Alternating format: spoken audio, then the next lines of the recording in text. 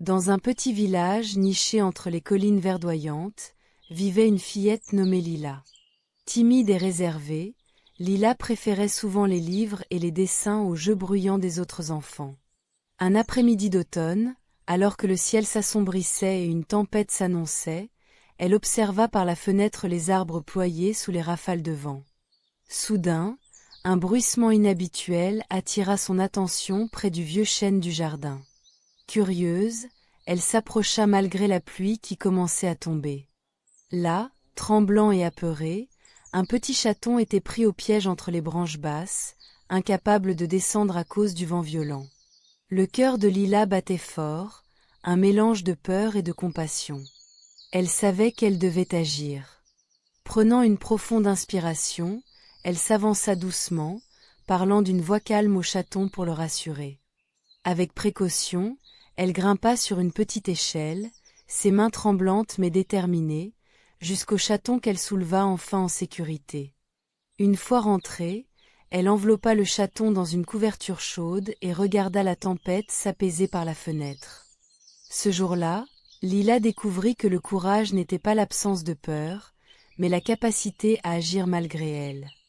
La leçon de cette histoire: le courage se révèle souvent dans les moments où l'on dépasse nos hésitations, surtout quand il s'agit d'aider ceux qui en ont besoin. Même les plus timides peuvent devenir de véritables héros. Dans un grenier poussiéreux, la petite Élise, curieuse et pleine d'imagination, découvrit un vieux livre de contes usé par le temps. Dès qu'elle ouvrit la première page, une voix douce s'éleva. « Bonjour, Élise, nous sommes les personnages de ce livre. Nous avons une mission pour toi. » Les personnages, un chevalier courageux, une fée malicieuse et un petit dragon timide, lui expliquèrent qu'un sortilège avait plongé leur monde dans l'oubli. Seule une enfant au cœur pur pouvait restaurer les pages perdues du livre et redonner vie à leurs aventures. Chaque page retrouvée était une leçon à apprendre: le courage pour le chevalier, la gentillesse pour la fée, et la confiance en soi pour le dragon. Au fil de sa quête, Élise résolut des énigmes, affronta ses propres peurs, et découvrit la valeur de l'amitié et de l'entraide. Lorsqu'elle acheva la dernière page, le livre s'illumina et les personnages remercièrent Élise, lui rappelant que, comme dans tous les contes, chaque défi est une chance de grandir. La leçon qu'Élise emporta était claire: écouter son cœur, apprendre des autres, et croire en soi-même sont les clés pour écrire sa propre belle histoire. Et toi, prête à ouvrir ton livre magique? Dans le petit village d'Étoile-sur-Bois, les enfants ne connaissaient plus les contes. Chaque soir, les histoires disparaissaient, comme avalées par un mystérieux brouillard.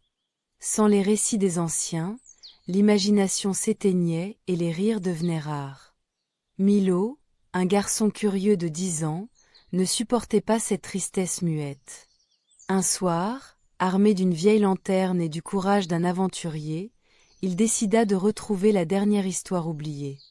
Ses pas le conduisirent à la bibliothèque du village, un lieu poussiéreux et désert, où les livres semblaient retenir leur souffle. Au fond d'une étagère grinçante, il trouva un petit carnet aux pages jaunies, intitulé Le Jardin des rêves perdus. En l'ouvrant, des mots dansaient devant ses yeux.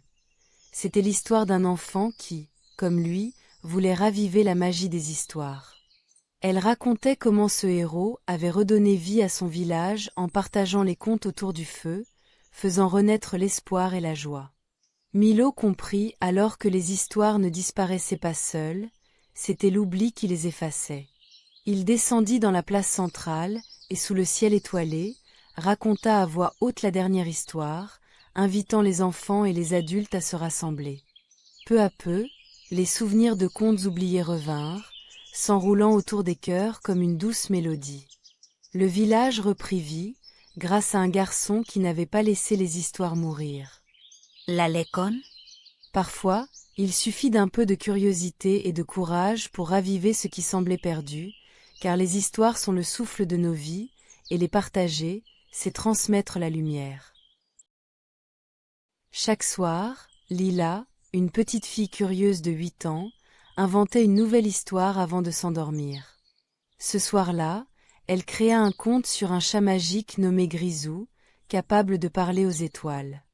Lorsqu'elle ferma les yeux, elle se retrouva soudain dans une forêt brillante de lucioles et de fleurs luminescentes.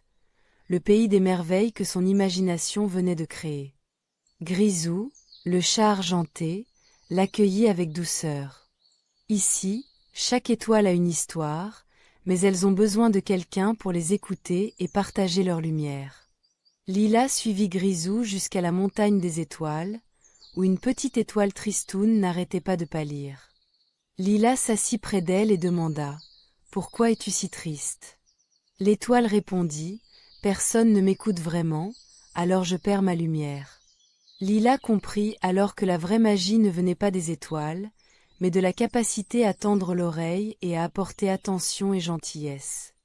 Elle invita donc toutes les étoiles du ciel à raconter leurs histoires, partageant ainsi leur éclat avec tous les habitants du pays des merveilles. La petite étoile brillait de nouveau, plus forte que jamais.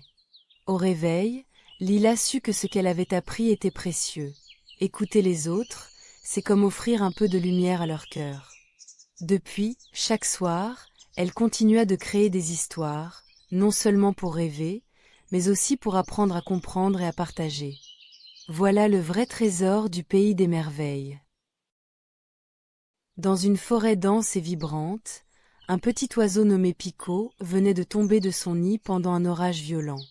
Ses ailes étaient blessées, et il ne pouvait pas voler. Effrayé et vulnérable, Picot restait caché dans les buissons, doutant qu'il pourrait un jour reprendre son envol. Un jour, une tortue nommée Tilda le trouva. Tilda ne pouvait pas voler elle-même, mais elle avait une sagesse profonde. Elle lui dit « Ne désespère pas, Picot. Chaque créature a sa manière de grandir, et tu trouveras la tienne. » Avec patience, elle invita une famille de fourmis à aider en construisant un petit abri sur autour de Picot pour qu'il se protège du vent et de la pluie. Ensuite, un écureuil curieux nommé Hélioca sauta près de Picot avec une noisette. Il expliqua que la nourriture était importante pour guérir, et il lui apporta régulièrement des fruits et des graines. Les jours passèrent, et grâce au soutien de ses amis, Picot sentit ses ailes devenir plus fortes. Un matin, Tilda l'encouragea à essayer de battre des ailes. Au début, ce fut laborieux, mais Hélioca et les fourmis l'encouragèrent avec des petits cris d'encouragement.